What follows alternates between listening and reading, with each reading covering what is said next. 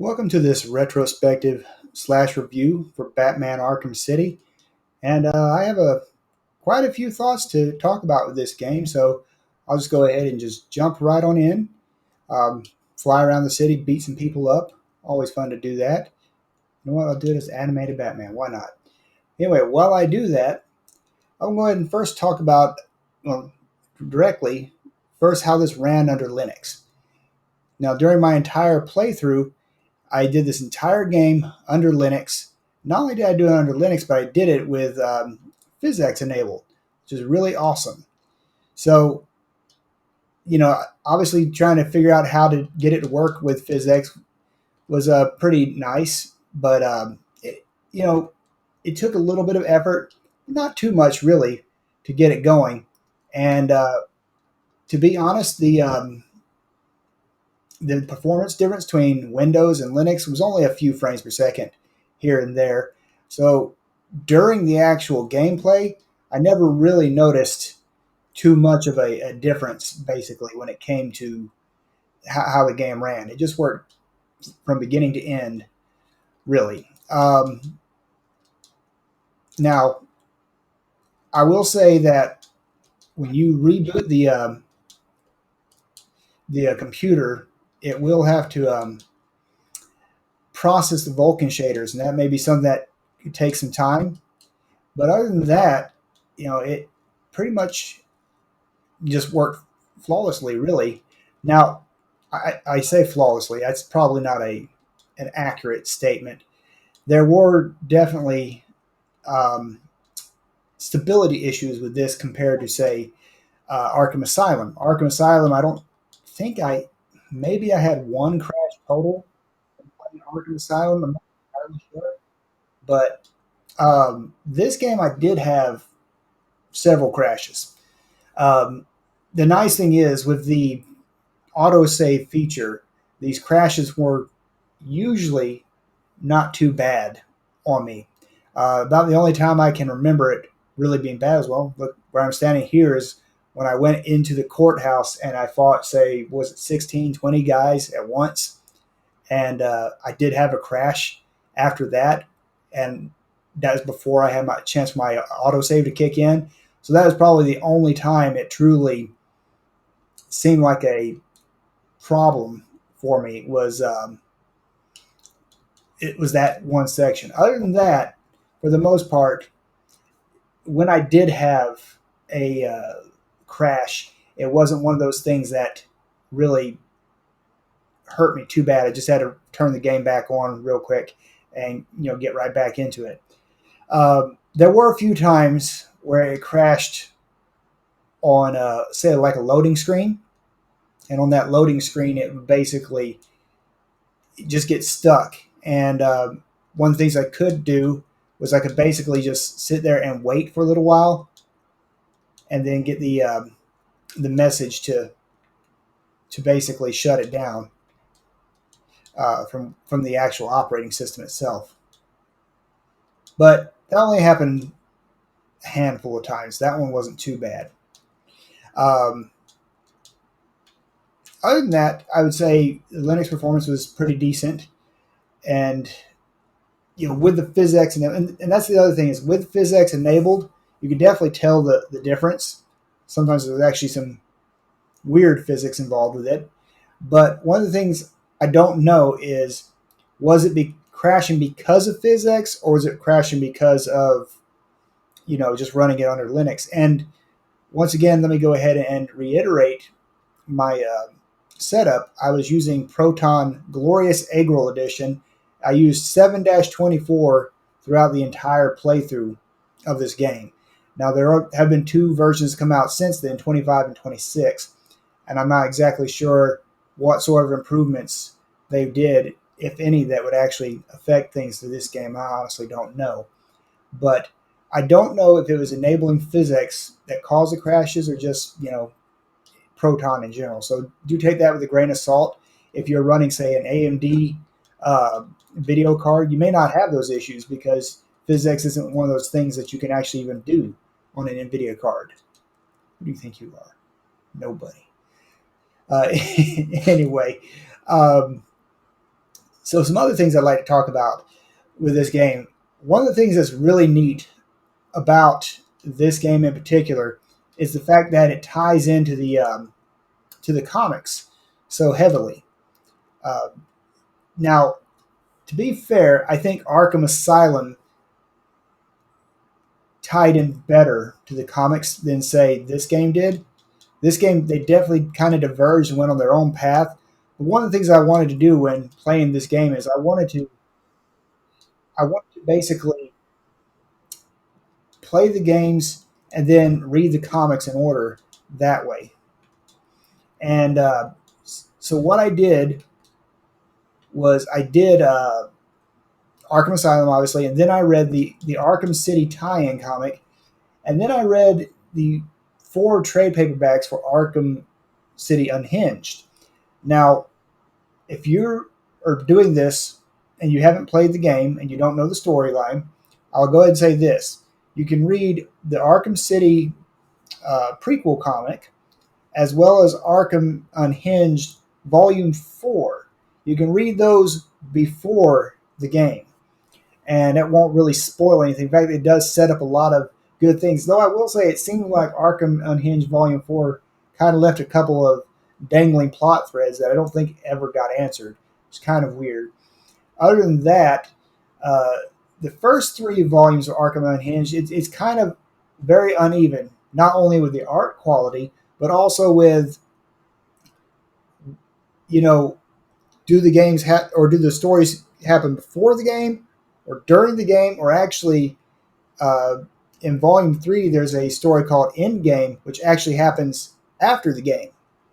So for that reason alone, I wouldn't recommend reading the first 3 volumes of Arkham Unhinged, because it could spoil some stuff that happens in the game, because a lot of them, like I said, some of the stories happen during the game and actually contradict events that happen in the game, which is kind of weird. The one that really stands out to me was they had a story about Mad Hatter, and in the comic, he basically kidnaps Catwoman, Poison Ivy, Vicky Vale, and the Carpenter of all characters. He kidnaps them, and Batman goes in, and like that whole side mission where you go deal with the Mad Hatter. Well, this one you have to fight those people in there instead of a bunch of random thugs. So it completely and totally changed like the whole storyline basically for the Mad Hatter side quest, which is kind of weird. So, yeah, like I said, the Arkham Unhinged comics, they're kind of hit or miss to a certain extent. They're not bad per se, but they were around that time period when some of DC's comics started to go down in quality a little bit. It was right around about the time the New 52 came out. And so, if you know anything about the comics, the New 52 kind of has a bit of a spotty reputation among comic fans and things since then. So, if you're an old school fan of the comics, or Batman in particular, that is something to keep in mind, because the comics that are tied into the game, it is during that period where the quality did start to go down a little bit from a comic reading perspective. But if, like I said, if you want to read the just the Arkham City prequel and maybe Arkham Unhinged Volume 4 before the game, that won't spoil anything for you. The game, it actually does a pretty decent job of setting things up in the game, so it does a pretty good job. Now, other than that, let me see. I got some notes here to help me talk about things. One of the things is, with this game, you could say bigger is better, and that seems to be the theme of the game as compared to Arkham Asylum. But bigger isn't always better, in my opinion. Uh, with this game, you pretty much start with almost all the same gear you had at the end of Arkham Asylum. The couple of things that you don't start off with, you don't start off with the line launcher. You do get that one later. The Ultra Bat Claw, you never see that in the game at all. You do start off with the remote batarang, and you can get the sonic batarang if you do the upgrade itself. But for the most part, you do start with a lot of the same equipment that you had at the end of Arkham Asylum. So any familiarity you had with the equipment at the end of that game pretty much stays with this one for the most part. One of the things I did find weird is how they swapped the position for the Batarang and the Bat Claw. That was something that took me a little bit of time to get used to. Is like, wait a minute, I was hitting up before in Arkham Asylum to pull up the Batarang, and now you've just kind of done things differently. Oh, that's another thing. The triple Batarang upgrade that you had in Arkham Asylum, that's nowhere to be seen in this game either. Not really that big of a deal, to be honest with you, but it is something to basically make note of. Other than, the Ultra Bat Claw and the triple Batarang, you also don't have a separate command to throw somebody. Now you do throw people in combat, so it's not like you're not throwing people, but you just don't use the same button combinations. And speaking of button combinations, that's something that basically is expanded upon, because like in Arkham Asylum, you had a BY combo, which you still have that same combo in this game, and you have an AX combo, which that one they did change a little bit. But you also have the AB and the XY combo, so you do have a lot more things at your disposal and a lot more quick keys as far as the gadgets are concerned. So that does make it a little more difficult to pull off stuff like the perfect free flow combo thing, where you basically use every one of Batman's gadgets and moves in one flowing combo. I haven't actually pulled that one off yet, but you compare that to Asylum, it's actually much more difficult to pull that off in this game because of the fact that I think your move set is at least 1.5 times as expansive, if not double what it was in Arkham Asylum. The other thing is, this game basically, from a storyline perspective, really started to diverge itself compared to, say, Arkham Asylum. In Arkham Asylum, it could have been basically plopped right into any other comic storyline for Batman back then, like after Death of the Maidens, because of basically finding Ra's al Ghul's body there in the morgue. So it didn't really contradict a lot of stuff in the comics.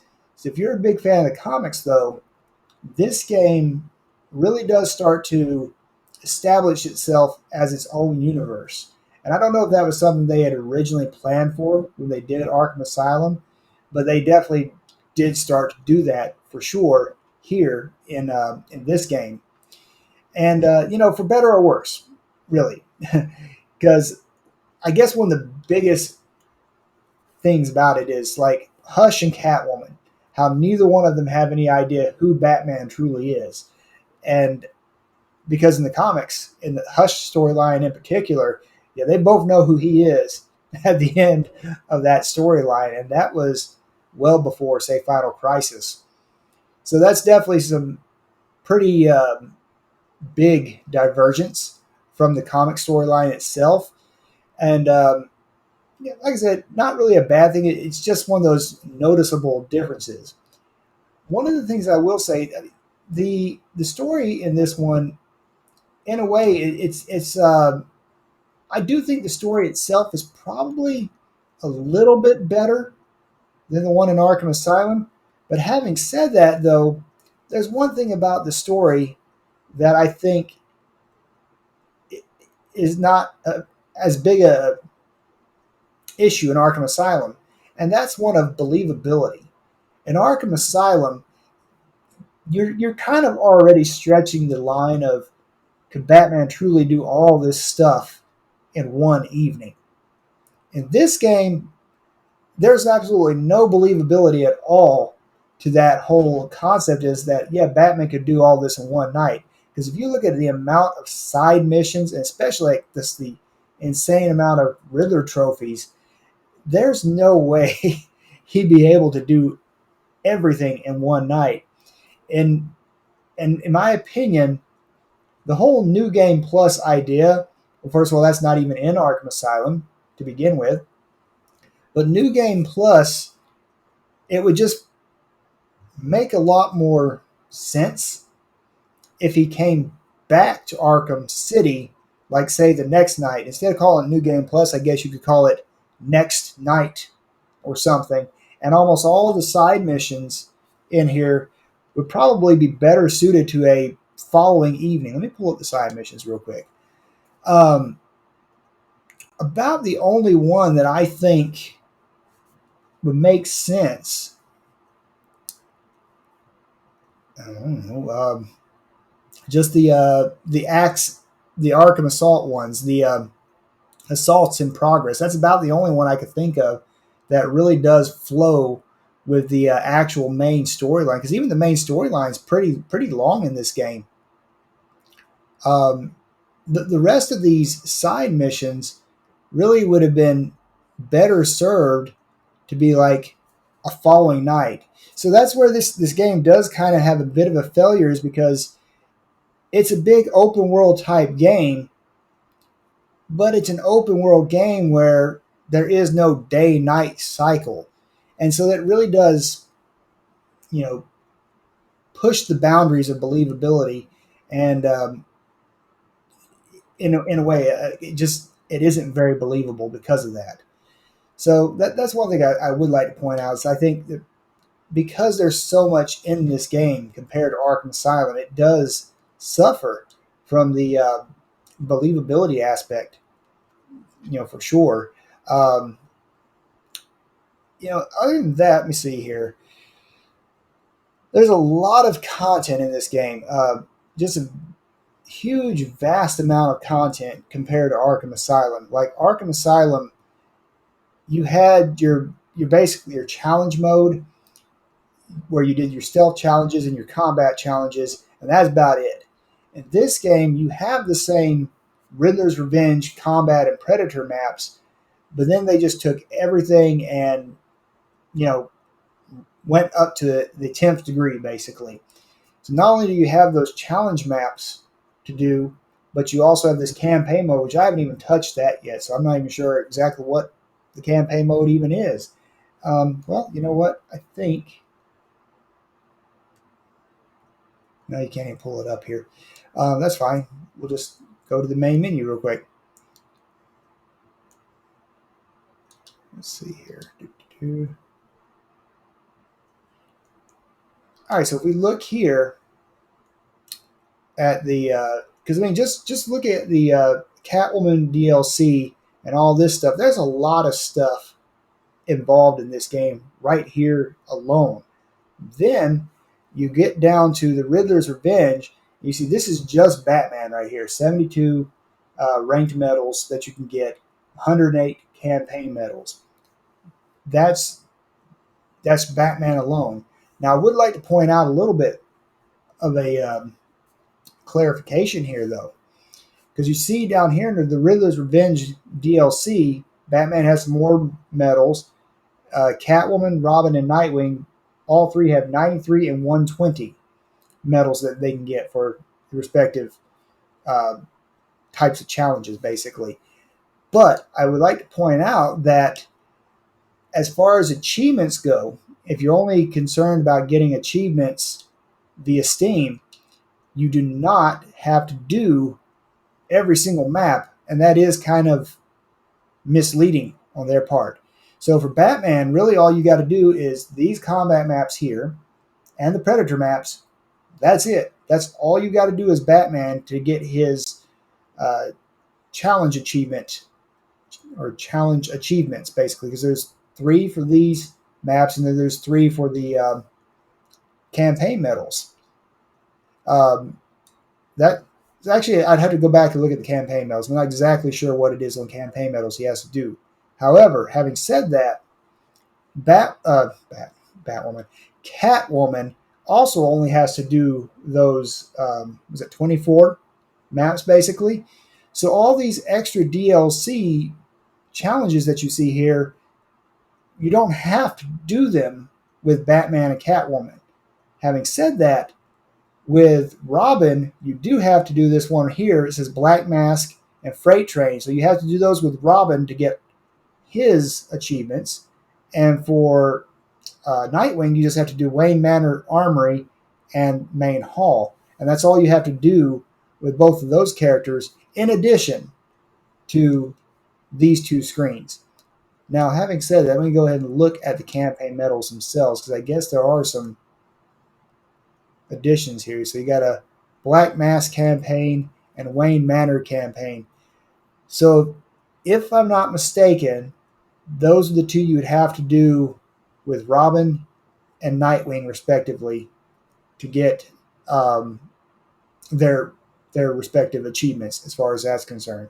So that is something to keep in mind if you're only interested in getting your Steam achievements, because there is a lot of extra maps in there, and you don't necessarily have to do them unless you're trying to make sure that everything here on this screen says 100% all the way through on the Riddler's Revenge downloadable content. I'd also like to say that the Harley Quinn's Revenge, it was actually a pretty decent story, supposedly happening a couple of days or so after the events of Arkham City, but at the same time, very short. Like, I mean, I blew through Harley Quinn's Revenge in just a couple of hours. Very, very quick. Now, I did have to play it again to get the rest of the balloons, but that didn't really take too long, to be honest with you. So, Harley Quinn's Revenge, it is a short edition. It's a good edition. I'm trying to think, is there any criticism I would level at it? Well, I would criticize it on the fact that it was cool to be able to play with Robin and get to actually use him in the story, kind of like how you got to use Catwoman in the main story for the Game of the Year edition. And so we kind of alternate back and forth between Robin and Batman. But unlike the main game, when you brought up the select button to bring up the screen, it just would show you the map. It wouldn't show you. You could go to these moves and actually look at the moves and kind of know what it was that Robin could do. You kind of had to figure it out on your own. So I would have liked it if it had actually let you know or let you pull up a method of seeing how to play Robin rather than just winging it, or maybe have to look up a guide online or something, which I didn't do. I just jumped in the game and played. For the most part, I was able to figure it out, but it would have been nice to actually have that available. Let's see. So other than that, I mean, yeah, the game itself, like I said, far bigger than Arkham Asylum, but because it is so much bigger, it does lose a little bit of its focus. And I think from that perspective, Arkham Asylum is actually a little bit better of a game, honestly, because it doesn't have so much content where it's really overwhelming you. And that was the thing, is like with the DLC, now you've got all these DLC achievements on top of the already extensive amount of achievements in the game already. And so that can be a bit of a turnoff to some people. I mean, I've already put in quite a bit of time in this game, haven't even touched New Game Plus, and I still have just a heck of it. Well, you see right there, 74%. So there's just a lot more to do. And for New Game Plus, not only do you have to beat the game from beginning to end again, but you got to do all the side missions all over again. And that means all 400 Riddler trophies all over again. So it's a very big ask to do that twice. But that may not be anything. If you're not a completionist, it may not be a big thing to you. To me, it seems like a bit of a challenge and something I am going to try to do in bits and pieces over the next year or so. Eventually, I might get there. Who knows? But it's just a plethora of content. But from that perspective, that's both a negative and a benefit. If you want a game that has a lot of content, there's a ton of content in this game. And it like I said, it could be a good or a bad thing. Other than that, I would say I would probably rank this one at about a 95%. I do like the fact that, seeing Mr. Freeze pop up on the screen here is really cool, because just the fact that they have such a wide range of villains in the story is really cool. Um, and just bringing in different members of Batman's rogues gallery, it's a very nice aspect. The fact that they still have Joker kind of somewhat central to the story is probably something I kind of would actually ding the story a little bit on. Is like, okay, Joker had his himself being the main focus in Arkham Asylum, and in here he's still a bit of a main focus, but at the time it's like, okay, now you're starting to get on my nerves. I've got all this other crap going on. I don't want to have to deal with you and your garbage. And especially there at the end, it's just like, really? I've got to rush to deal with this stupid Joker guy right now after everything I just went through. I don't know. It wasn't quite as good in that aspect for me from a story perspective. But, I mean, it does wrap up Joker's story completely uh, from Arkham Asylum to here. So, I mean, I guess from that aspect, it's actually pretty decent. That's the believability aspect that I wanted to talk about. I almost forgot about it. That's part of the storyline that also lacks a lot of believability. And I know we're talking about a comic book story, but hear me out here. Joker has been suffering from Titan poisoning for months. Because, I mean, and I've read the comics that led up to this and everything that led into the game itself. For months, he's had Titan poisoning. All of a sudden, he gives you some of his blood. Now, let's not also talk about the fact that, that could have been fatal, depending on what type of blood Joker has. I guess we'll just assume Joker has O negative, so everybody can take his blood. But that point aside, he gives you some of his blood, and now all of a sudden you're dying and you'll be dead by the end of the night from something that he's been suffering from for months. It doesn't make a lot of sense. And also, he somehow shipped all his blood out to all these hospitals outside of Arkham City. Now, I do know that they explain that in the comics and whatnot with, all the doctors and whatnot trying to cure him. How is he able to survive Titan poisoning for months, but you are sitting here almost dying at one point in the game because of a sample of his blood? That's part of the story that also just doesn't hold water for me. And it's also probably one of the reasons why all the side missions seem to basically make less sense as well, is because in Arkham Asylum, you were never being rushed because, you were dying from being poisoned.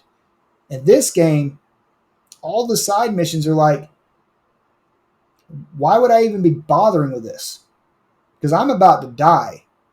And there's a whole bunch of people outside Arkham City that are going to die if I don't get this cure. So it didn't make sense that it was killing you that quickly. And also that you would be doing any of these side missions while all this was going on. So that definitely hurt the believability aspect of the game. And once again, that's probably an aspect of the storytelling that was not as good as Arkham Asylum. Now, I know this seems like a bit of a lot of critical stuff, and to a certain extent, a lot of it is just me nitpicking the storyline because it just wasn't as tight of a focus as Arkham Asylum was, and that's why I think, as far as a game, there's just a huge amount of content, but from a story aspect, the story's great, but there's also parts of the story that are just like, but his story's great, but those aspects are kind of not so great. So, all in all, they did improve a lot of things in the game. They just made the repertoire of what Batman could do so much bigger, which can be more difficult, but at the same time, is you kind of expect that for a game that is so much bigger. And the game itself, like I said, it's bigger, and you feel like you're in a city. It just feels like a very real place, basically. And with the exception of basically almost everybody here wants to kill you. um, it's a good idea, but there are certain aspects of the story that I feel just fell a little bit flat compared to, say, Arkham Asylum. And that's all I really want to point out is I think that from a storytelling perspective, I think Arkham Asylum just did it better. Not that this game did it badly, but I think Asylum is just better from that perspective. But like I said, at the end of the day, I would probably give this one a 95 out of 100. It is really kind of, with the nitpicks that I have with the game, it is kind of flirting with a 90, to be honest with you. And a lot of that does come down to just my problems with the storyline itself. But at the end of the day, I do think the game itself is a very good game. And if you've never played it and you're just watching this review to get my thoughts on it, definitely give Arkham City a try, especially if you played Arkham Asylum. Um, you definitely need to play this game just to wrap up the Joker storyline. Yes, I know I did say that they got to a point where it was like, man, I just want the Joker to get shunted off to the side like some of the other villains because he was starting to get annoying at that time.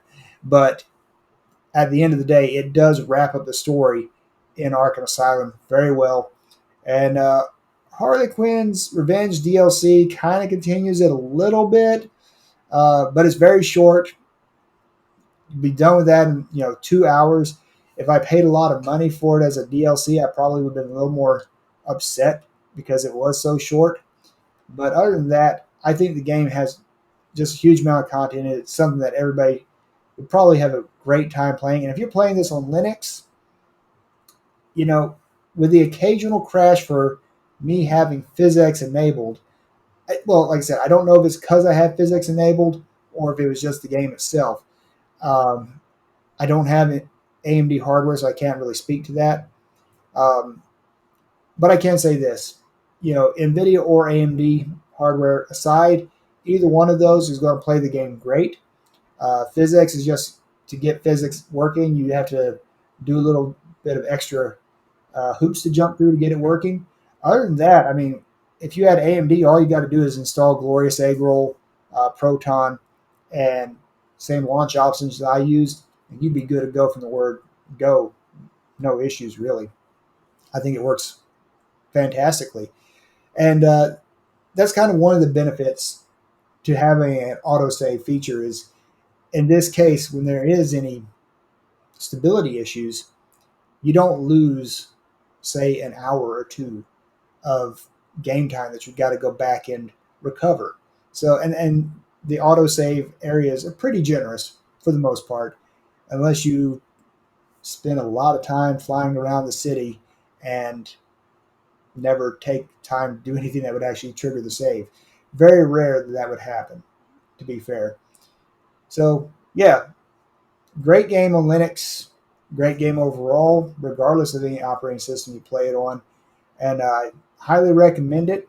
And still reading the comics between Arkham City and Arkham Knight. Once I get done with that, I'm looking forward to jumping into Arkham Knight and seeing where they can take this story and tie up the trilogy completely. Anyway, that'll do it for this video.